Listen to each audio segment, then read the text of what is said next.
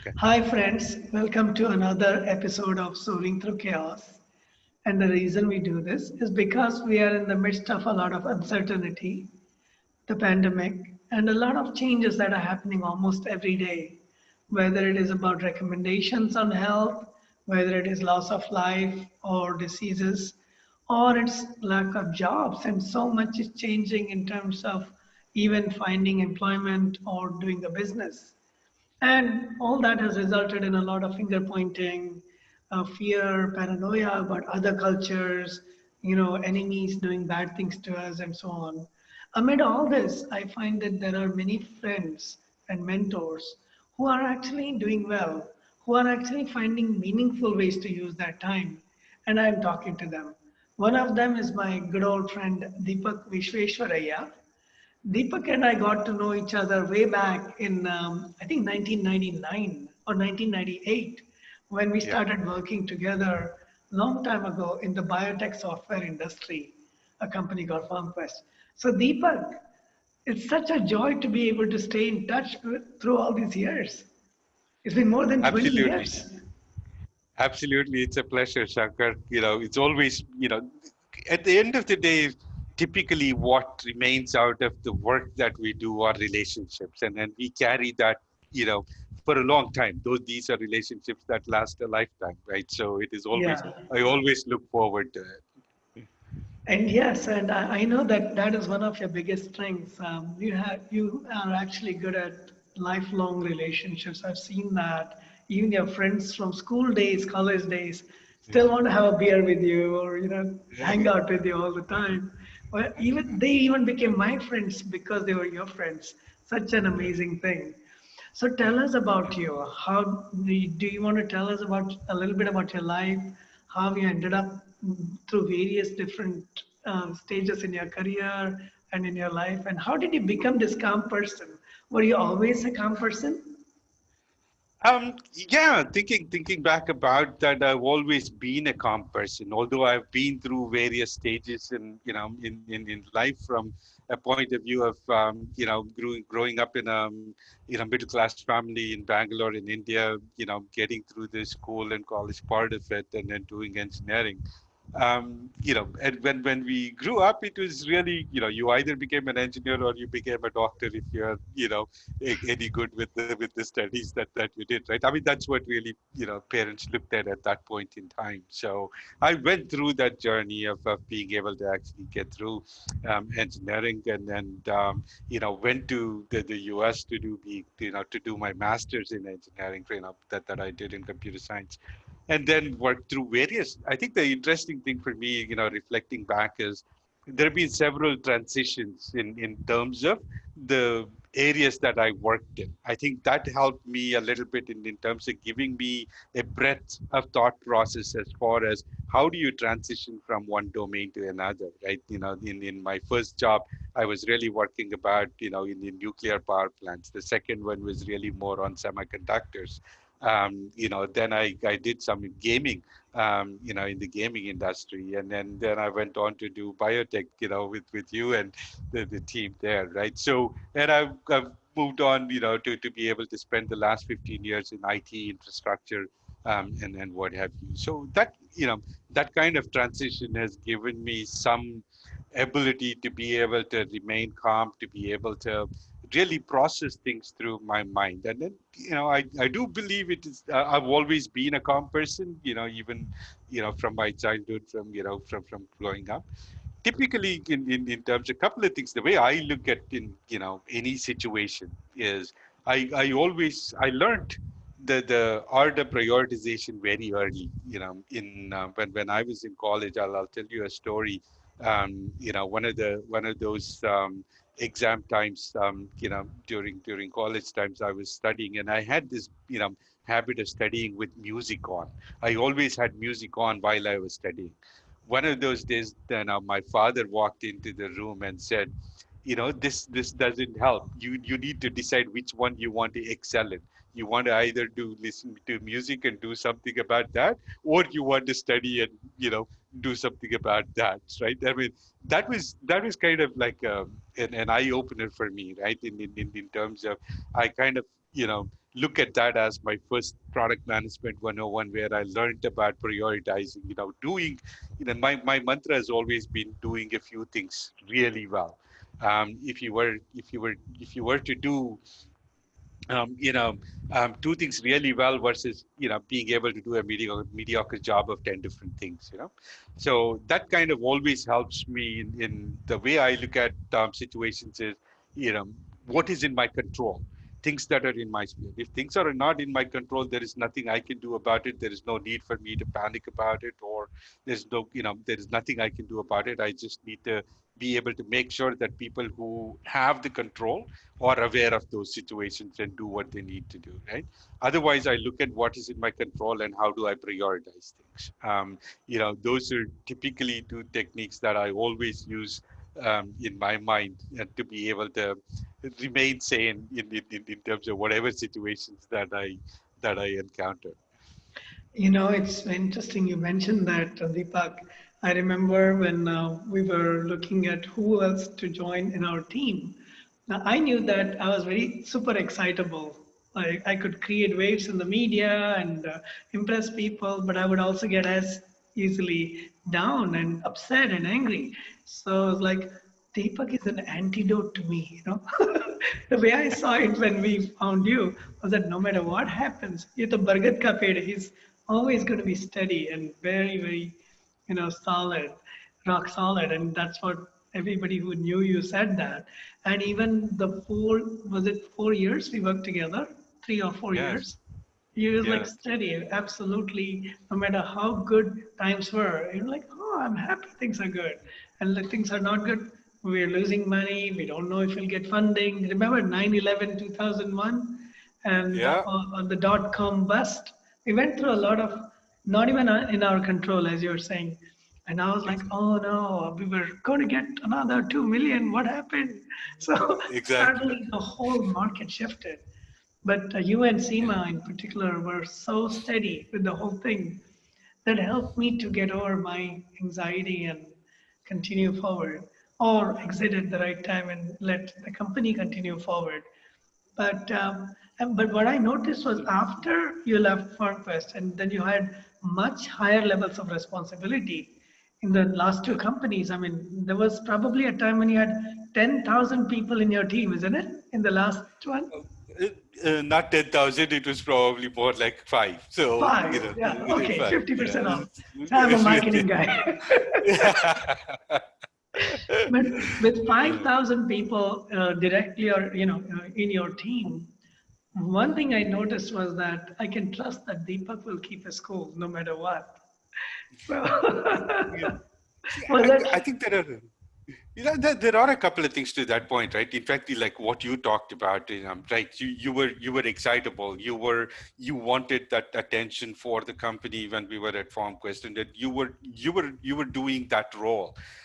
So as a team, right? You need different skill sets to be able to bring that balance in a team. And if everyone is that way, then it becomes really hard because people start running, behind, the same thing in too much multiple ways. excitement? And and then there is no balance. I think it's always, when I look at a team, I'm always looking at it in terms of how do people complement, skills, and bring that balance to the, one of the things I've done, after from FarmQuest, like you said, beyond that, is I've actually kind of focused on trying to build high performing engineering teams at scale. And that has kind of been, an area that I've focused on, over the last couple of decades, from that point of view, right? So this whole art of, I was recently actually reading a book, and I think this might be very interesting for you as well. Is, it's called The Ideal Team Player. It was written by Patrick Lancioni, and he talks talks about three virtues, and when when you build a team, or when you're looking for people to hire, when you want to really get that high performing team, he talks about these three virtues, being humble, being hungry, and being people smart, right? Mm. So those are the three virtues he talks about, and it made a lot of sense to me when when in terms of the way that I do things, or when you want to build a team, you want to find those people who have all three of these virtues, and if they have one or two of those, yes, it may not necessarily help as much, but having those three really it really helps. And I focused in terms of being able to build such organizations at scale, with a few of my own principles, right, in terms of what you need for an organization, at that scale. And then how do it is one thing to be able to build, but the ability to be able to sustain at that level, in being able to drive value, drive innovation, being able to understand the business, I think are huge areas that I have learned a lot of things over the last 15 years. Yeah, and from whatever I can see, you've executed enormously well to the point where sitting in Bangalore, you had teams from the United States reporting to you. If I correct me if I'm wrong, when you were at NetApp, I had friends who were in the US saying, you know what, Deepak is my boss's boss and he's in Bangalore. And they were very happy about that, that somebody in San Right. Jose has somebody who is their boss's boss in Bangalore. How was that like? Did people It feel odd about it? It's unfortunately not very common. Most of it the time we is report to the West. How was it like the reverse thing that happened when you it were? it was Yeah, it was a change of mind shift. I'll be honest with you, and it is one of the things that I'm really proud of, to be able to actually say, I was able to create and play that global role, irrespective of where we were sitting. Right? I mean, I was able to prove that is doable, that is doable as effectively. Look at it in terms of you know it does not really matter where a person is geographically present, as long as the person has the capability and the skill set. you know we should be able to operate, as long as you don't make excuses for time zones, you don't make excuses for travel, you just have to do it. In my role at NetApp, and I was traveling from Bangalore to the stateside once a month for about 5-6 years continuously. I've done that. That's because you have to meet customers, you have to meet your teams, you have to, just the same way as you would actually live on the stateside and do the other way. You would just have to do it. You can't use any excuse, right? And then be able to do it. That was an incredible challenge in terms of, but it's also fun, right? One of the things that really excited me in being able to do it is because it was a challenge, and there was a first, that you could prove, you could make something happen for the first time, right? So that was exciting. And then how did people take it? I think it is typically, we matured, evolved a little bit over time. We brought in the thought process of globalization, what really globalization means within the company. We looked at it in terms of being able to educate people, that irrespective of where we are, we treat everybody the same, right? So the job descriptions, the expectations of performance, everything related to any particular role in the company is the same, irrespective of whether it is, you're in India, you're in Ireland, you're in wherever, whichever part of the world. We expect the same. And that's the mindset that actually caused people to accept, yes, it is possible to actually have somebody sitting in India and be able to manage a large organization that is distributed in multiple sites, whether it is in the US or wherever else in the world. So it was an incredible experience from that point of view. Yeah, and to me, it was really a joy to see that happen because you had lived in the US for what, close to 20 years. So you had Yes. experiences cross border, multiple, you had dealt with customers from around the world. So it was never never the lack of experience. But for a large company like NetApp, and we've had more recent examples with Google and Microsoft and IBM and others accepting people from different ethnic groups like India, Yeah. CEOs even, or women in organizations which are mostly male. Unfortunately, there are many companies which are mostly male, like a company like Yahoo, to have a woman CEO, or Meg Whitman being the CEO of eBay was like revolutionary, and Yeah. that added to the diversity as well as to the variety of how well it can be managed. So Yeah. I'm really so you're up to something new now. Is that something you can talk about, or is it in stealth mode? No, no.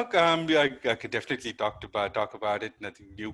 Okay, yeah, after working for about 8 years at NetApp, I wanted to do something different, and so I took a break. In fact, for the first time in my life, I took a break. After I left NetApp, but then I joined. I wanted to kind of get more closer to engineering over the last 15 years because of the scale of the job that I was doing and what have you. Um, I had drifted a little bit more towards, one is more focused on the business. And then the second, when you have such a large organization, you're really thinking about strategy all the time. You're not able to get into technology, get into things that you're delivering, get into things that you want to, where you want to focus the innovation on, and be able to work with the teams closer from that point of view, right? So recently, a couple of months ago, in early in June, I joined a company called Pegasystems as their vice president of platform engineering. So I run all of the core platform offering that we have, out of India, and it's still a large group, but I'm focused more on engineering than anything else, right? So I don't have to worry about all of the different functions, including product management or technical marketing, or how do you enable sales, or all of those things are there in my in my previous roles. And but here I can actually focus on innovation. I can focus on more from an engineering point of view, and then that's kind of what I wanted to really try and do with this change. So that's what I'm doing now. So, Deepak, one of the things I really admired about you, and it's no secret, was that you were really good at being able to manage your work responsibilities and your family responsibilities and your social responsibilities. Yes, sir. How did you do that? I remember even when you were working with us, or when we were working together on the startup, at one point you'd said, I need to be in India because of my family and all now, or like you had to go for some function. I'm like, but we have deadlines. And you're like, Shankar, my family is important to me. And I was like, yes, sir. Because it was so good that you were able to say that very clearly. And how well have you been able to manage that when you have like 5,000 people in your team, or now increasing responsibilities over the last, say, 15, 20 years? Yeah.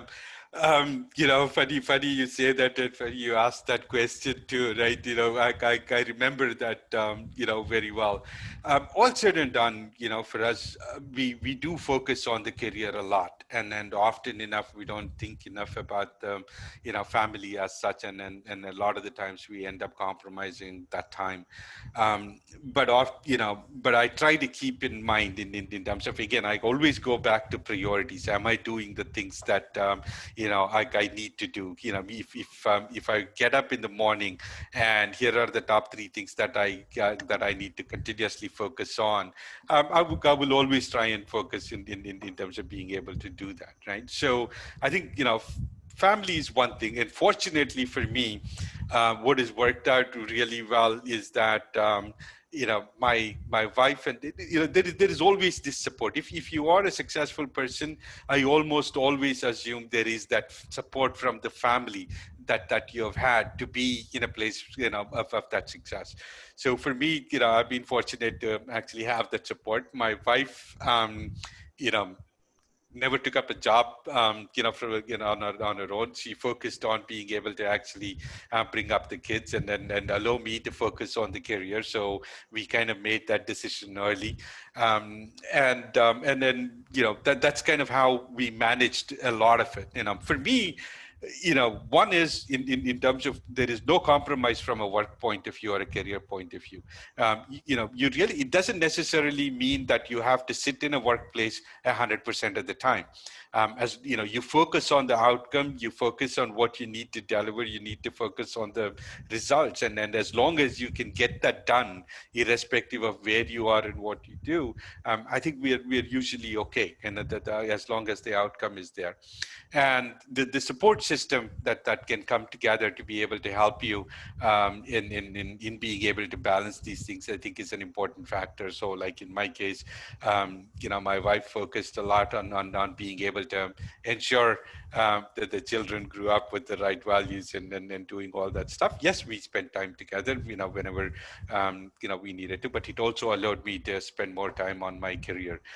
She's an artist, and then once now that the kids have actually grown up, she's able to spend a lot more time on her hobby and wanting to do more on her art, and on her artistic capability, and does a lot of that, which is great to see right now that she's actually has the time to be able to spend more time on it, and that is fantastic to see. But I think these are things that allow us at times to be able to balance what we need to do, and put family first. I would always put family first in, from that point of view, right? If there was something that I needed to attend, to the family, that would be the number one priority. Irrespective of what else needs to happen, right? I can always explain that, whether it is to a customer, whether it is to my manager, whether it is to whoever, I can explain that.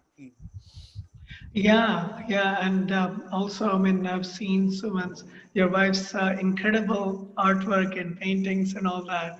It is just amazing to Right. see that, especially after you guys moved back to India, and we Yeah. visited you a couple of times. The whole walls were adorned with amazing paintings and artwork. So amazing how the blossoming happens at different stages in our Yeah. life. Yes, very much, right?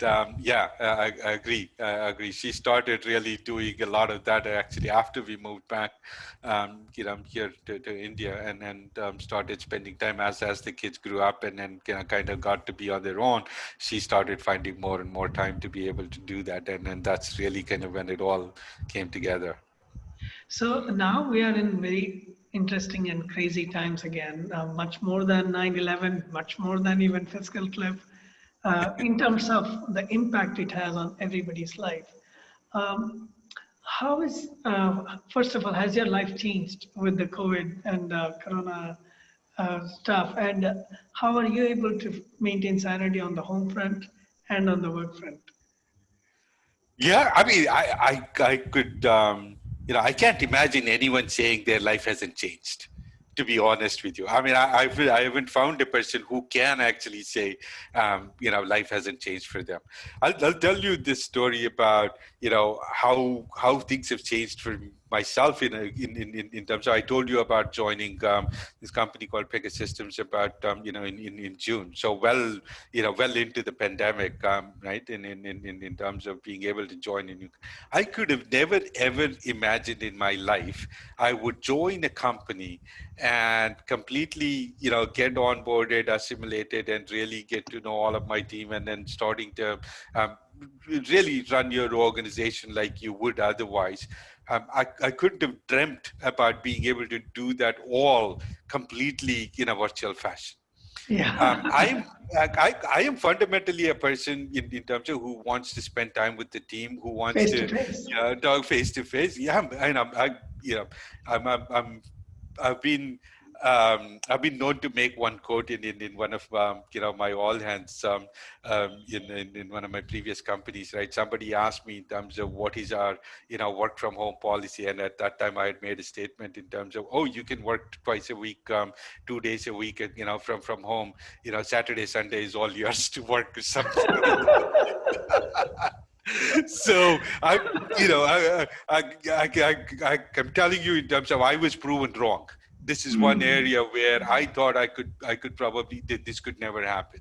I thought this kind of ability for a complete product development, organization to be able to work 100% virtually, and for an extended period of time, right? And then we still don't see the end to it by any means, right? And then we're going to be in this for a while now, and to be able to actually look at the aspect of not having to drop productivity and then being able to still make things happen, be able to have conversations with customers, be able to help them in terms of achieve what they're doing, in terms of how these things are coming together. It's been an amazing revelation for me, in terms of that the fact that it can be done. If you had asked me early in the year, in January, February timeframe, I would have said, this probably wouldn't work. But I've definitely, um, you know, been a person who has changed his mindset on the ability to be able to make something like this work in humanity today. I think it is it's a great learning. We probably need to be able to step back and take a look at and not miss the learnings from here. Right? It would be it would be a shame if we really just went back to wherever we were, just after the pandemic and not taking advantage of the learnings that we go through from here. I think there is so much that we've learned in what can be done and how things can be done, in at times like this. It's an amazing learning curve that we have had. One thing I want to focus on, I still Yeah. remember very well that you had this ability to not only be calm, but if engineers get excited about their work, or marketing people like me used to get excited about our work, you had a remarkable way of listening to people, and I'm practicing, as you can see. you had this, you had this remarkable way of listening to people, whether it was Roma or me or Nina Slazar, anyone, in a way that would make them very comfortable. And of course, that was usually face to face. Now that it's not possible to be face to face, as you said, most people are virtual. Most people, you rarely, I don't know if you get to see your people face to face. Are you able to do that in your current role as the head of engineering or platform engineering Yeah. without being face to face on virtual media?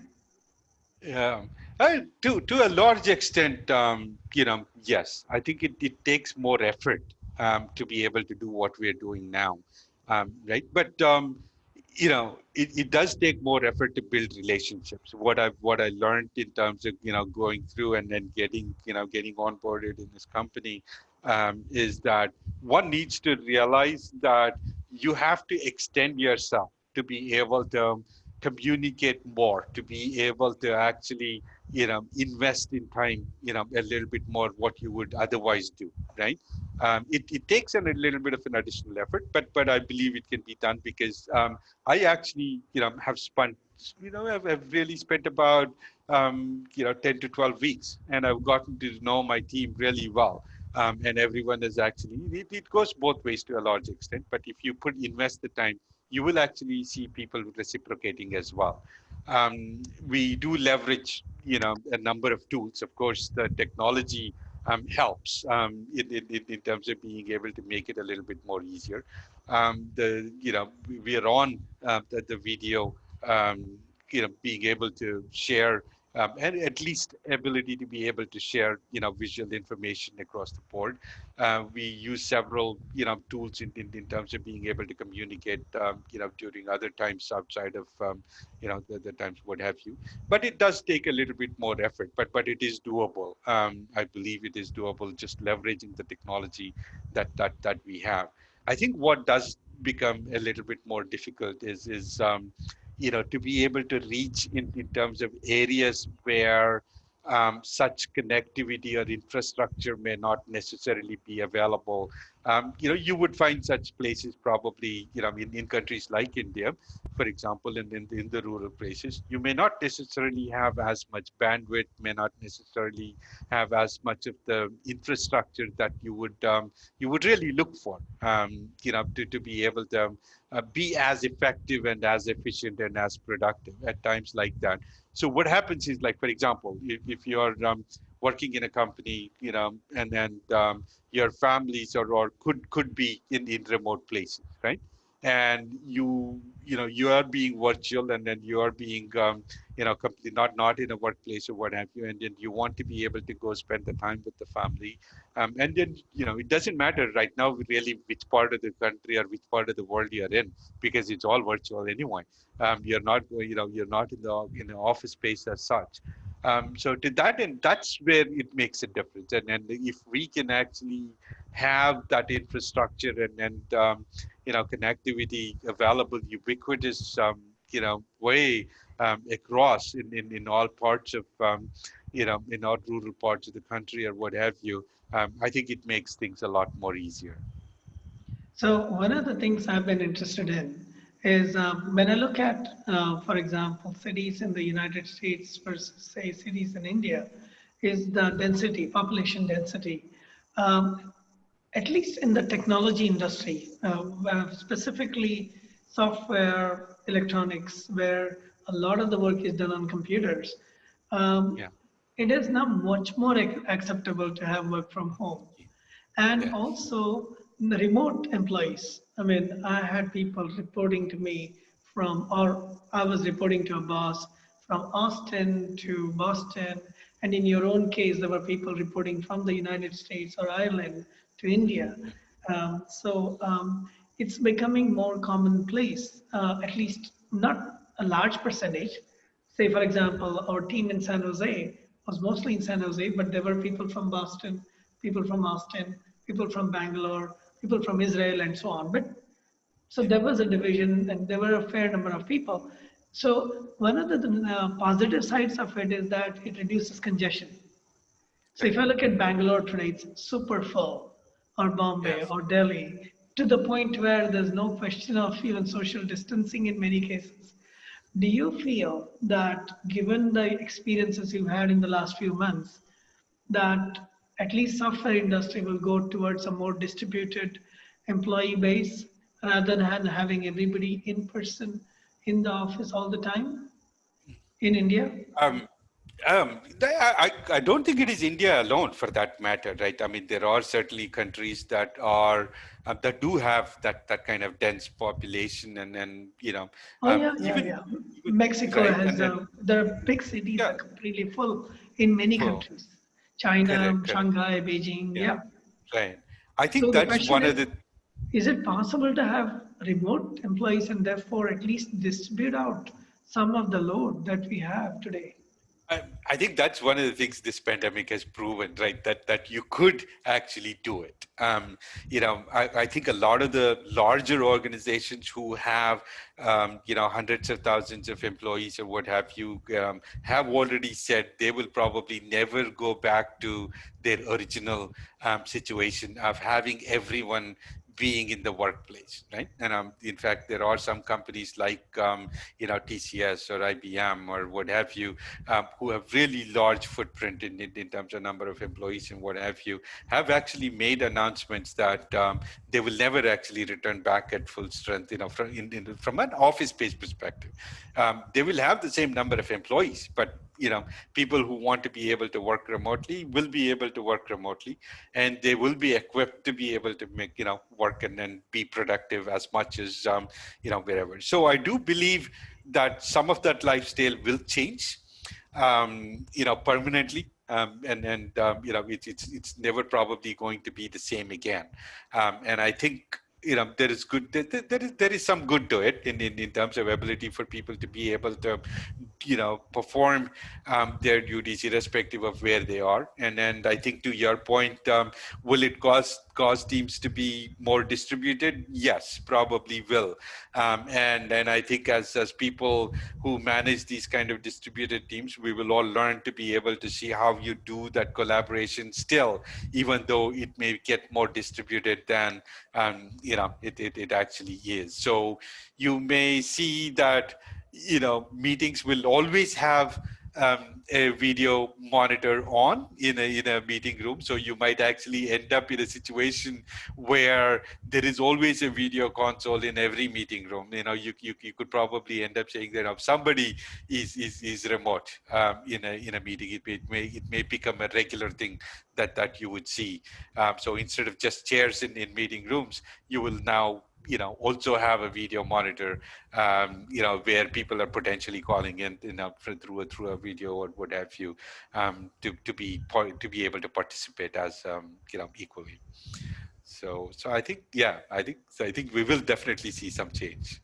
So, one other thing that really seems to bother people today is the large layoffs and even shutdowns of companies. I'm sure, like when you transitioned out of NetApp and all, every company has had, reductions in force and all that. How are people able to take it? I mean, there are people who have enough savings, but not everybody has savings. Do you have any words of wisdom on how to manage, for example, getting laid off during these difficult times? I have a friend who just lost his job in the US, and because he's on H-1B visa, we're talking about even the possibility of leaving the country within 90 days. If he Yeah. cannot find another, these are becoming commonplace challenges. So, Yes. do you have any words of wisdom on how to handle these kinds of complications and challenges? I don't know if there is always an answer, to all of those kind of situations, right? These kind of pandemics or situations like this do present, challenges that sometimes, may not necessarily have an easy answer. And most typically, it's also, sometimes it's a question of time, sometimes it's a question of the state you're in. The way I look at it in terms of, I always go back to fundamentals when I face situations like this, right? I always look at, okay, so look at what is in your control and how can you prepare yourself the best you can, to be eligible, to be able to make changes that you need to do, right? To that end, I would suggest in terms of for people to take a step back and take a look at what is in their control, right? Is it, can they reskill themselves to a particular area where they may actually see that some companies are hiring. It's not like people are not hiring. Companies are still hiring quite a bit, even through something like a pandemic. But there are industries, there are areas where there has been severe impact as well, right? So you look at it in terms of, can you reskill yourself, and can you, can you plan? For me, a lot of it depends on how you plan your career, how you plan your life, how you plan your, next few years, right? I've always been a big believer in terms of, you've always found me detail oriented. You always would look at it in terms of the lists that I make, or in terms of the plans, that I make. I always, look at it in terms of, plan. I build a plan, and I'm always looking at contingencies in terms of, okay, if something goes wrong, what do you do in terms of a plan B, right? So I would suggest people to think through always, and plan a little bit, and look for consequences in terms of how you can actually address them, right? What I do feel, though, is that one of the things that we may not have done a great job in this pandemic is to be able to address some of the pressure that people have, in not necessarily, it may be from losing jobs, it may be just from an ability to be able to work from home, not meeting with people, not being able to have the conversations that people have had.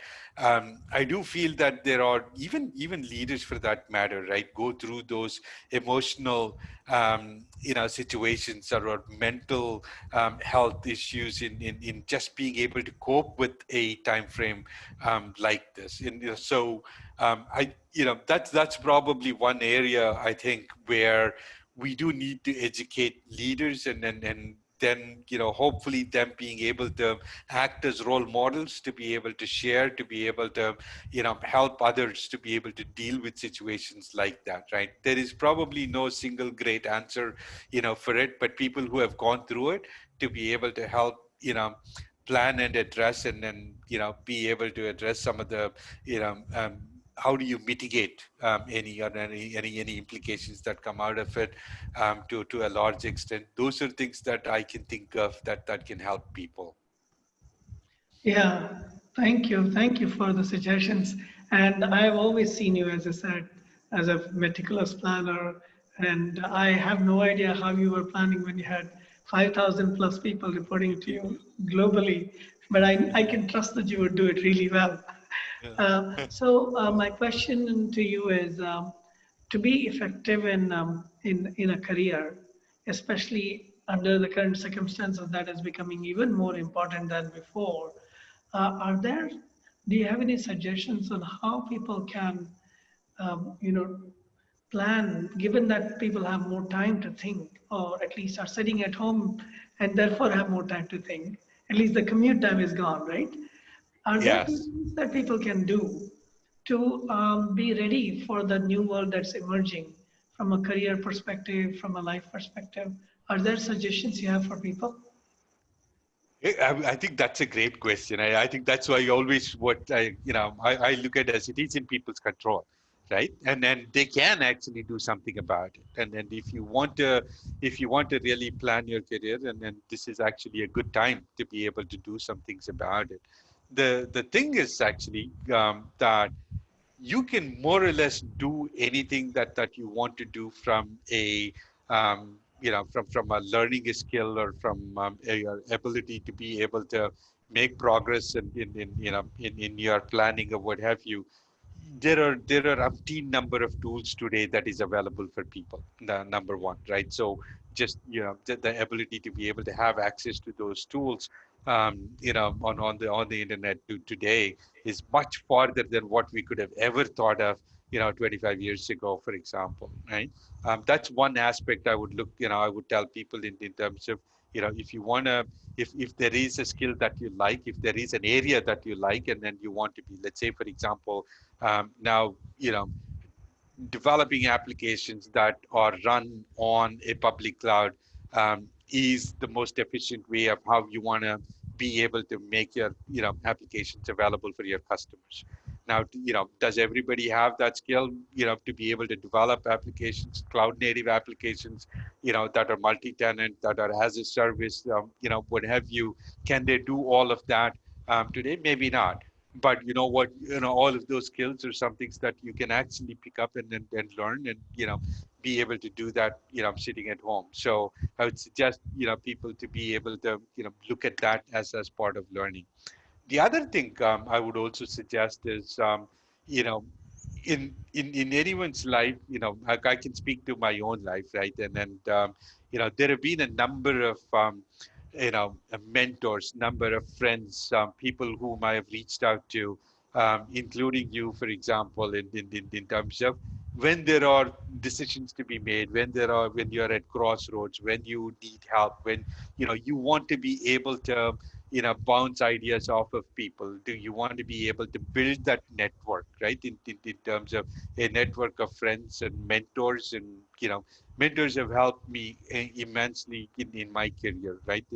At the time where I've had to make some decisions, and or what have you.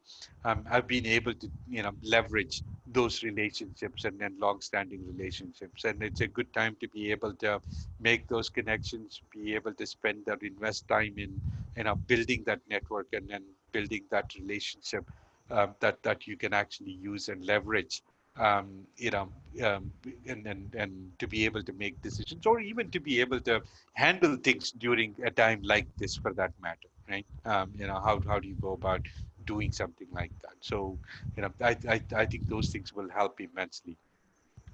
So, I have one last but very important question. You mentioned that to be able to succeed, there are three things people need. The latest book that you read, one is Yeah. humility, other was being hungry, and the third was Being smart, people smart. being people smart. The other, Yeah. when I see a lot of bright people, I mean, I went to a college where there was no shortage of bright people, IIT and same thing in the US. But the humility was something very difficult to cultivate. I've always seen you, Deepak, as a very, very humble person. And is it possible to cultivate humility? Because I'll tell you why. A lot of Yeah. people actually mess up their career because of their ego and their arrogance. And I know that from first-hand experience in the past. And it took me, I still will not go around saying that I'm a humble person. I don't think that's my biggest Yeah. strength, not at all.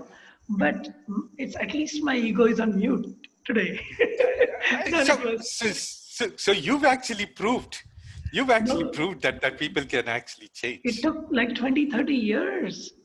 I wish I could do it much earlier. So my question to you, Deepak, is is it possible to cultivate humility? And I mean, what ways does it, because you read that book, in what ways does humility contribute to a person's success? Yeah, I think I do believe over time people can definitely cultivate. I think what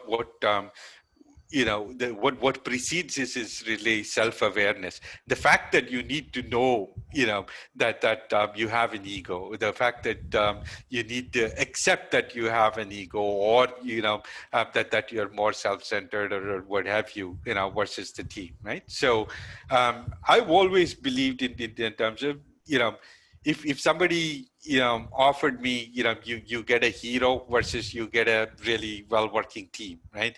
And which one would I choose? I always go with the team, with a well working team, than a necessarily a hero. The way I look at it is like, yes, there are heroes, like, for example, if you took the basketball world, there might be like Michael Jordan, who can carry the team, and at times he can win the game single handedly, right? But you know what? Being able to win championships in a consistent way, Michael Jordan still needs a team around him to be able to make that happen, right? Being able to win, championships consistently year after year. If you look at, all of those teams that have done, yes, there are heroes, no doubt there are exceptional heroes on those teams, right? But they still needed a team. They still needed five players. They still needed, really good teammates who know what roles each of them play. And they're not running out, all over each other, to be able to, you know, showcase their heroism or what have you, right? And I think that has always helped me in terms of getting grounded, and you know, and I think as long as that self awareness, I think is the number one factor or step one to be able to get to that humbleness, if you will, and I think to be able to understand that when the team succeed, you also succeed, and then your success actually depends on the success of the team, goes a long way, in being able to kind of bring some of that humbleness out, right? So you can always start by thinking about how many times do I say I versus how many times do we say we, or simple things like that, right? And you start working on those things, and then be able to get to a state where you start realizing, if you are a team player, you can actually, get that team to work very well, and you can actually win championships, right? So that's kind of how, at least, I think about it.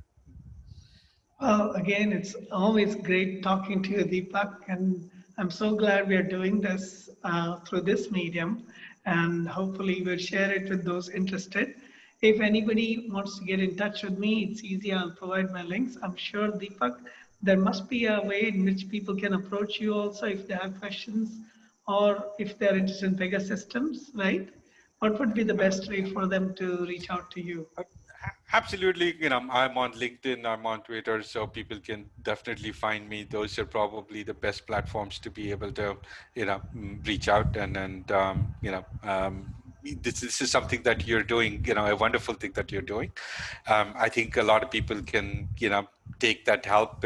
People who want to help themselves can look at some of these things, and then even if they can take away one thing from one of the sessions that you offer there, I think is well worth the time that we've spent. So I appreciate what you're doing, and it's been a pleasure in doing this along with you. So And wonderful. Deepak, what I found interesting, 20 years ago when we worked together, you were Yes. not into writing, you're not into sharing, and now you have a regular blog from what I can see. Yes. You regularly share on LinkedIn and Twitter, such an amazing thing. And I Something I wish that, learned from you.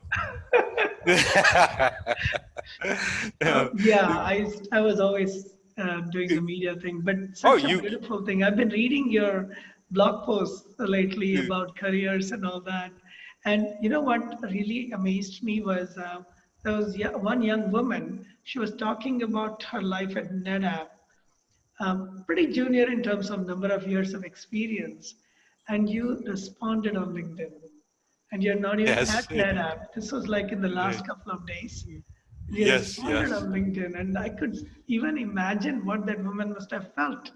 That somebody who was like you were a senior VP at the company when you Right. left NetApp, that a senior VP is responding and giving that 2 minutes attention. And that's such an amazing thing. Speaking of attention to detail, it's not just their meticulous attention to detail on the project side, but on the human side, to be there for people. I really appreciate it. I was like, wow. It matters, right? It does matter. That's what I was talking about. Relationships are all about, and it's really about, again, trying to be humble, right? I mean, just because you carry a title doesn't necessarily mean anything in terms of that you either have to have an ego or anything else for that matter. What matters is in terms of yes, I knew that person, I had met that person, and it's great to be able to congratulate someone, be able to say that you appreciate what they did in your time. So it feels good. It feels good to be able to do that too. And my kids still remember you. When I talk to them next, I'll just say I talked to Deepak uncle, and they'll know which Deepak uncle With I'm referring the to. They were dying when absolutely. we first met, and now they're in their 20s, and it's such a No, joy to have this lifelong friendship. And anyone, absolutely. if you have any questions, and if you want more to hear, I'll be happy to talk to Deepak again. But Deepak is doing incredible. His writings on social media are very useful and important. And I found it really great that he's sharing his wisdom now online. Perhaps, hopefully, you'll write a book about management and careers one of these days. Hopefully, when I retire, maybe that's what I'll get to. It is one of the things on my list. You're the best suited for it. Writing books and doing all of this kind of I'm a stuff is comes storyteller. Yeah, I'm comes more of a naturally to storyteller. you. But It it's comes great. naturally. It's great to see your sharings online and in social media. And to anybody out there, if you are interested in sharing your experiences in your personal life or in your work life or in your hobbies, please come forward. These are the times when we have a little bit of spare time. And what better way than to share with each other and with the rest of the world, to give a sense of hope, to give a sense of confidence. Life is not easy, but one of my teachers used to say, life is hard, but once you accept it, it becomes a lot easier. Because So, with that, true. let's close this session. And thanks again, Deepak. Thank you for being Deepak. Thank you so much, Shankar. This was wonderful. Thank you so much. Have a great day.